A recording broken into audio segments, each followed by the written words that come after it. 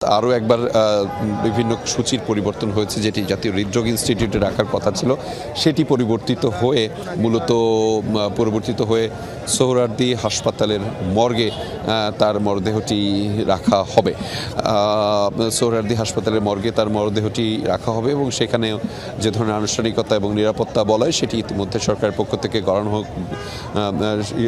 পক্ষ থেকে ইতিমধ্যে গ্রহণ করা হয়েছে এবং এটিকে ঘিরে কিন্তু আপনারা দেখছিলেন দর্শক যে সরকারের সর্বোচ্চ পর্যায় থেকে আলাদাভাবে তার চিকিৎসার জন্য যেমনভাবে সহযোগিতা করা হয়েছিল, একই সাথে সেই চেষ্টাটি ব্যর্থ করে শরীফ ওসমান হাদী যখন বিদায় নিলেন, বাংলাদেশে আসলেন এবং এককভাবে এমন একটি মরদেহ গ্রহণের ঘটনা বাংলাদেশে যেটি প্রথম ঘটেছে, যে বিভিন্ন রাজনৈতিক দলের প্রতিনিধি, সরকারের উপদেষ্টা মণ্ডলীর সদস্য, একই সাথে সুশীল সমাজের প্রতিনিধি এবং তার পরিবার বর্গের সমন্বিত পর্যায়ে যে এই মরদেহ গ্রহণ করবার যেই প্রক্রিয়াটি, সেটি আসলে বাংলাদেশের ইতিহাসে, অর্থাৎ একক কোনো মরদেহ গ্রহণ করার ইতিহাসে এটাই প্রথম ছিল এবং তাকে বহনকারী যে বাংলাদেশ বিমানের এয়ারলাইন্সটি ছিল সেটি BG585, সেটি নির্ধারিত সময়ে পৌঁছানোর আগেই, নির্ধারিত সময়ের চেয়ে কিছুটা আগেই পৌঁছায় এবং তারপরে তার মরদেহটি আলাদা গাড়িবহরের মাধ্যমে সেটি ক্যান্টনমেন্ট এলাকা থেকে সোহরাওয়ার্দী হাসপাতালে নিয়ে যাওয়া হয় এবং সেখানে তার মরদেহটি রাখা হবে। প্রথমে ধারণা করা হচ্ছিল তার মরদেহ নিয়ে যাওয়া হবে শাহবাগে এবং তার পরবর্তীতে ঢাকা বিশ্ববিদ্যালয় এলাকায় সর্বস্তরের মানুষের শ্রদ্ধাঞ্জলি এবং শেষবারের মতো দেখতে পাওয়ার জন্য তা উন্মুক্ত করে রাখা হবে। সেই সূচির পরিবর্তন করে মূলত আজ তার মরদেহটি রাখা হবে সোহরাওয়ার্দী হাসপাতালের মর্গে এবং সেখানকার আগামীকাল থেকে যে আনুষ্ঠানিকতা, রাষ্ট্রীয় আচার, সেগুলোর মধ্যেও মূলত তাকে যুক্ত করা হবে এবং সেখানে সর্বস্তরের মানুষের জন্য তো তার মরদেহটি দেখবার সুযোগ করে দেওয়া হবেই। এরপরে দুপুর 2:30টায় তার নামাজে জানাজা, অর্থাৎ মানিক মিয়া এভিনিউতে জানাজা অনুষ্ঠিত হবে, অর্থাৎ জাতীয় সংসদ ভবনের দক্ষিণ প্লাজায়, এবং সেটির পরবর্তীতে তাকে দাফন করা হবে। তবে এই মুহূর্তে দর্শক আপনাদেরকে আরও একটু হালনাগাদ তথ্য জানাতে চাই। রাজধানীর সোহরাওয়ার্দী হাসপাতাল নয়, জাতীয় হৃদরোগ ইনস্টিটিউটেই মূলত আবারও রাখা হচ্ছে, মানে তার সিদ্ধান্ত পরিবর্তন হয়ে সেখানেই রাখা হচ্ছে। জাতীয় হৃদরোগ ইনস্টিটিউটের মর্গে রাখা হবে তার মরদেহ। সেই খবর দেখছিলেন দর্শক, অর্থাৎ বেশ কিছু সূচির পরিবর্তন ঘটেছে রুটের পরিবর্তন এবং বিশেষ নিরাপত্তা বলয়ের মাধ্যমে, আলাদা একটি নিরাপত্তা গাড়িবহরের মাধ্যমে তার মরদেহটি সেটি নিয়ে যাওয়া হয়েছে ক্যান্টনমেন্ট সেনানিবাসের মধ্যে থেকে। সেটি আগারগাঁয়ে জাতীয় হৃদরোগ ইনস্টিটিউটের যেই মর্গ রয়েছে সেখানেই আসলে মরদেহটি রাখা হবে এবং সেখানেই বেশ কিছু এবং সেখানেই মূলত আজকের যে কার্যক্রম বা আনুষ্ঠানিকতা সেটি সম্পন্ন হবে এবং আগামীকাল মূলত যেই সমস্ত আনুষ্ঠানিকতা সেটি শুরু হবে এবং সেই আনুষ্ঠানিকতার মধ্যে রয়েছে সর্বস্তরের মানুষের জন্য হাদীকে দেখবার যে সুযোগ করে দেয়া, সেটি একই সাথে জানাজায় অংশগ্রহণ করবার জন্য সুযোগ রয়েছে সবার জন্য, সর্বস্তরের মানুষের জন্য জাতীয় সংসদ ভবনের দক্ষিণ প্লাজায়, অর্থাৎ মানিক মিয়া এভিনিউতে, সেখানে সবাই অংশগ্রহণ করতে পারবে। তবে সেই জানাজায় অংশগ্রহণ করতে হলে কোনো ধরনের ব্যাগ ক্যারি করা যাবে না, অর্থাৎ ব্যাগ বহন করা যাবে না এবং একই সাথে কোনো ধরনের ধাতব বস্তু কিংবা আগ্নেয়াস্ত্র এই বিষয়গুলো থেকে, অর্থাৎ কোনো ধরনের ধাতব বস্তু এগুলো বহন করা যাবে না।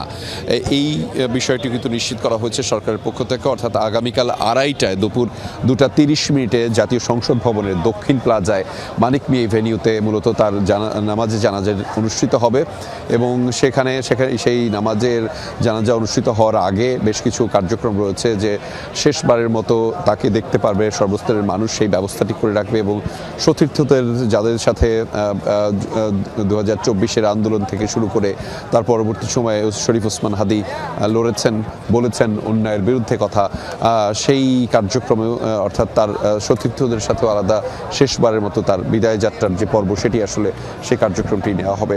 আমরা সেই খবর আপনাদেরকে দেখাচ্ছিলাম দর্শক, যমুনা টেলিভিশনের মাধ্যমে আপনারা দেখছিলেন সেই কার্যক্রম। মূলত আজ বিকেলের দিকে 4টা অর্থাৎ সিঙ্গাপুরের সময়ে যে বিকাল 4টার দিকে তাকে বহনকারী যে বাংলাদেশ বিমানের এয়ারলাইন্সটি সেটি আসলে উড্ডয়ন করে 4টা 3 এবং ঠিক ঢাকায় এসে পৌঁছায় বাংলাদেশ সময় 6টারও কিছুটা আগে, যেটি নির্ধারিত সময় ছিল 6টা 6। বাংলাদেশ বিমান BZ585 এর এই এয়ারলাইন্সটি সেটি আসলে এখানে নির্ধারিত সময় আসার আগেই যে সরকারের কয়েকজন কর্তা ব্যক্তিরা বা মূলত সরকারের বেশ কয়েকজন উপদেষ্টা তারা এখানে মরদেহটি গ্রহণ করে। এবং একটি তথ্য আপনাদেরকে জানিয়ে রাখতে চাই যে বাংলাদেশের ইতিহাসে উপদেষ্টা পর্যায়ের বেশ কয়েকজন অর্থাৎ উপদেষ্টা মণ্ডলীর বেশ কয়েকজন সদস্য, একই সাথে রাজনৈতিক দলগুলোর বেশ কয়েকজন প্রতিনিধি, সুশীল সমাজের প্রতিনিধি, পরিবারের প্রতিনিধি সবাই একসাথে এককভাবে মরদেহ গ্রহণ করবার যে প্রক্রিয়া বা কার্যক্রম এটি বাংলাদেশে প্রথম ঘটেছে। এবং তার পরবর্তী সময়ে সেখানকার রাষ্ট্রীয় অর্থাৎ এই বিমানবন্দরের আনুষ্ঠানিকতা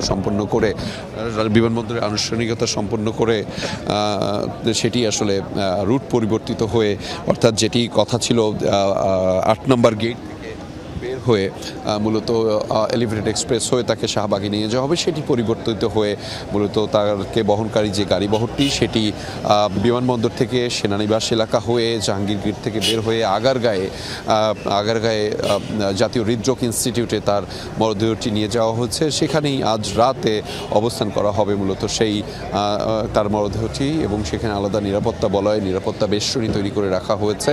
এবং আগামীকাল থেকে মূলত সকল ধরনের আনুষ্ঠানিকতা শুরু হবে তার মরদেহটিকে ঘিরে। প্রথমেই বলা হচ্ছিল যে সতীর্থদেরকে দেখতে পাবার যে পর্বটি সেটি আসলে থাকবে, এবং একই সাথে সর্বস্তরের মানুষের জন্য যেন সবাই একবার শেষবারের মতো দেখতে পারেন সেই কার্যক্রমে কিন্তু তার মরদেহটি রাখা হবে। এবং সেই কার্যক্রম আপনারা দেখছিলেন দর্শক, শাহবাগেও সকাল থেকে হাদির এই মৃত্যুর পরে যে বিভিন্ন প্রতিবাদ স্লোগান হয়েছে, গতকাল রাত থেকেও হয়েছে বিভিন্ন এলাকায় ভাঙচুর এবং আগুন দেওয়ার ঘটনাও। এবং সেই কার্যক্রমের পরে আজও আমরা দেখেছি শাহবাগে সকাল থেকে আগ্রাসী সমাবেশ হয়েছে, সেখানে হাজার হাজার মানুষ অংশ নিয়েছে। এবং এই যে মৃত্যু, অর্থাৎ রাজনৈতিকভাবে যে কারোর এইরকম মৃত্যু কারোরই কাম্য নয়, সেই মৃত্যুর প্রতিবাদ জানিয়েছেন এবং রাষ্ট্রের কাছে সর্বোচ্চ বিচার চেয়েছেন অপরাধীদের। গতকাল প্রধান উপদেষ্টা প্রফেসর ডক্টর মোহাম্মদ ইউনূস তিনিও কিন্তু জানিয়েছিলেন যে সরকারের পক্ষ থেকে সর্বোচ্চভাবে এর সাথে জড়িত যারা রয়েছেন তাদেরকে আইনের সর্বোচ্চ শাস্তি প্রদান করা হবে, যাতে কোনো ধরনের শৈথিল্য প্রকাশ করা হবে না। এবং একই সাথে তিনি জানিয়েছিলেন যে শরীফ ওসমান হাদির সন্তান এবং স্ত্রীর দায়িত্ব নেবে সরকার। সেই কার্যক্রমের কথাও কিন্তু গতকাল প্রধান উপদেষ্টা প্রফেসর ডক্টর ইউনূস জানিয়েছিলেন। এবং আজকে সারাক্ষণই উৎকণ্ঠায় ছিল যে কখন আসবে শরীফ ওসমান হাদির মরদেহ, এবং সেই তার মরদেহটি বিমানবন্দরে আসা নিয়ে বেশ কয়েক স্তরের নিরাপত্তা বলয় কিন্তু তৈরি করা হয়েছিল। এবং তার পরবর্তীতে তার মরদেহটি বিমানবন্দর এলাকায় এসে পৌঁছায়, এবং যেটি গ্রহণ করে বাংলাদেশ সরকারের বেশ কয়েকজন উপদেষ্টা, বিএনপি অর্থাৎ বাংলাদেশ জাতীয়তাবাদী দল, বিএনপির স্থায়ী কমিটির সদস্য সালাউদ্দিন আহমদ, একই সাথে এনসিপি সদস্য, এনসিপির প্রতিনিধি, এনসিপির সাধারণ সম্পাদক আক্তার হোসেন, এবং জামাতের মিয়া গোলাম পরোয়ার, তিনিও কিন্তু সেই মরদেহ গ্রহণকারী যে প্রতিনিধি দল ছিলেন তার মধ্যে ছিলেন সরকারের উপদেষ্টা আদিলুর রহমান খান, এবং স্বরাষ্ট্র উপদেষ্টা তারও থাকার কথা ছিল সেখানে। ফলে সরকারি পর্যায়ে বেশ কয়েকজন উপদেষ্টা তারা উপস্থিত ছিলেন। দর্শক, এই মুহূর্তে আপনারা দেখতে পাচ্ছেন সোহরাওয়ার্দী হাসপাতালের মর্গে এই মুহূর্তে তার মরদেহটি ঢোকানো হচ্ছে। আবারও একটু সূচিতে পরিবর্তন, যেটি জাতীয় হৃদরোগ ইনস্টিটিউটে নেওয়ার কথা ছিল সেটি পরিবর্তিত হয়ে মূলত এখন সোহরাওয়ার্দী হাসপাতালের মর্গেই তার মরদেহটি রাখা হবে। সেখানে আলাদা নিরাপত্তা বলয় তৈরি করা হয়েছে। সেই খবর আপনাদের মাধ্যমে যমুনা টেলিভিশনের মাধ্যমে আপনারা দেখতে পাচ্ছিলেন দর্শক।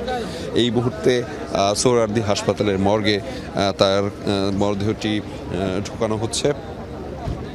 আপনারা দেখতে পাচ্ছেন এক এক করে গাড়িবহরের প্রত্যেকটি গাড়ি এই গাড়িটিতেই অর্থাৎ লাশবাহী ফ্রিজিং যে গাড়িটি সেই গাড়িটিতেই এই মাত্র সোহরাওয়ার্দী হাসপাতালে ঢোকানো হলো তাকে বহনকারী যেই ফ্রিজার ভ্যানটি সেটি ঢুকেছে। আপনারা দেখতে পাচ্ছেন গাড়িবহরের সামনে বেশ 3টি গাড়ি রয়েছে এবং পেছনেও 6 থেকে 7টি গাড়ি রয়েছে।